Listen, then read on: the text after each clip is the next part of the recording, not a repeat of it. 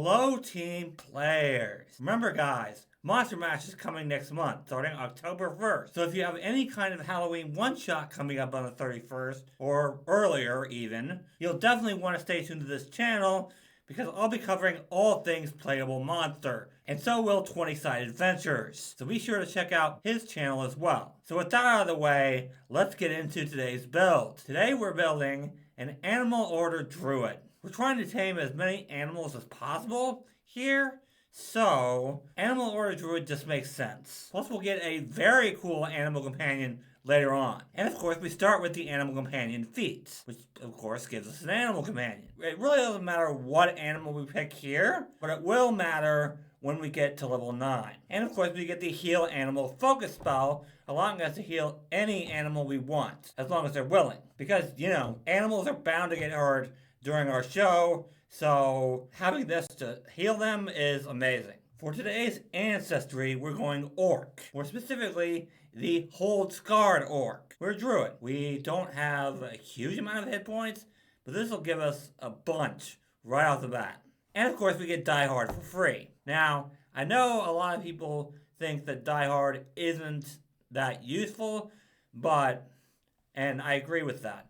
But the thing is, I do at least recommend you pick up Die Hard for your healer of your party. Because if your healer dies and you don't have easy access to resurrection, your party is in major trouble. I usually do want to pick up Die Hard for all characters because I really don't know what your campaigns are going to be like. So you might need Die Hard, you might not.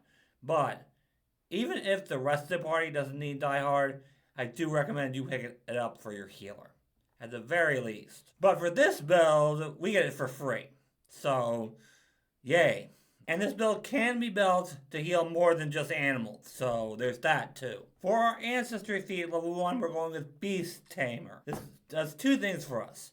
First, it's a prerequisite for that really cool animal companion we need later. And the second reason is now we can train any animals for our show that we need to. And we can train any animals we run into to be our friends, which will help in combat as well. For attributes, wisdom is our most important. That will help us with our spells, and more importantly, it will give us high nature, which will allow us to befriend animals. Then we need strength. After all, this is a melee druid build. We want to be right up next to our animal companion and any other animals that we befriend in combat. And strength will give us more to hit and better damage. We'll also need dexterity for our defense and charisma.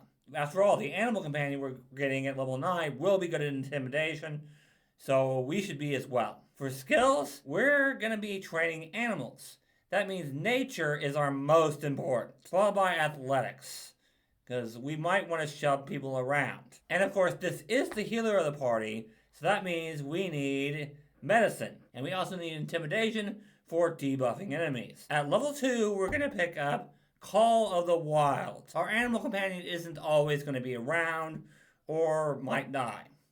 And in those situations, we need to be able to call upon an animal even if there aren't any around. So, this will let us summon one to help us out. Plus, being able to summon an animal out of thin air will really help our show. At level 3, it's Canny Acumen because we need higher reflex saves. We're going to have decent dex, but our reflex save won't be going up anytime soon. So getting expert in that now is a very good idea. At level 4, we'll be taking Mature Animal Companion.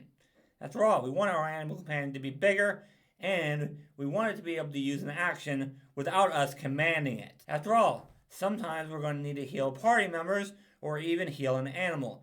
But we still want our animal companion to do something on our turn, even if we don't have the action to command it. And having a bigger animal companion is always good too. At level 5, we're going to take Orc Weapon Familiarity. After all, we want to use a two-handed weapon in this build. But as a druid, we aren't going to have access to many of those. So we want to pick this up so we are trained in things like the Great Axe, which will be very helpful when we want to do massive damage alongside our animal companion. Massive damage for a druid anyway. That's not spells. At level 6, we'll take the Fighter Dedication. While this isn't going to give us much now, we'll need it for a feat we're going to take later. So we might as well pick it up now. At level 7, it's toughness, because I mean, come on.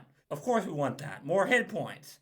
Obviously, more hit points is always good. At level 8, it's incredible companion. Even bigger animal companion, and we want to make it savage.